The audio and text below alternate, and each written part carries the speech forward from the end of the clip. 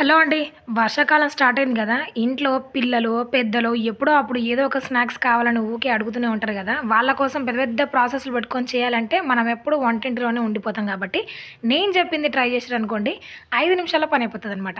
ఇట్లా ఉడికించి పెట్టుకున్న అన్నం ఉన్నా, పోనీ చద్దన్నం ఉన్నా కూడా అందులో అల్లం, వెల్లుల్లి, జీలకర్ర, పచ్చిమిర్చి వేసి ఫైన్‌గా పేస్ట్ జేసుకోండి. ఇప్పుడు ఇందులో ఒక కప్పు ఉప్మా రవ్వేసుకోండి. దాంతో పాటు ఉల్లిపాయలు, కరివేపాకు, కొత్తిమీర కూడా యాడ్ జేసుకోండి. మనము పచ్చిమిర్చి కట్ చేసి వేసుకుంటే ఏంటి అంటే పిల్లలు మధ్యలో తగులితే తీసి పక్కన పెడతారు కాబట్టి ఫైన్‌గా పేస్ట్ చేశామనుకోండి, వాళ్ళకి తీసే అవకాశం లేకుండా ఉంటదనమాట. ఇట్లా మొత్తం కలిపేసి చిన్న చిన్న వడల్లాగా ఒత్తుకొని మనం డీప్ ఫ్రై చేసుకోవచ్చు. లేదు అంటే మీరు చిన్న చిన్న పునుగుల్లాగా గూడా వేసుకోవచ్చనమాట.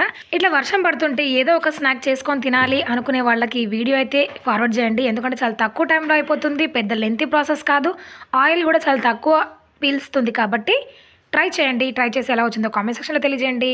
షేర్ చేయండి. సబ్స్క్రైబ్ అవ్వండి. Thanks for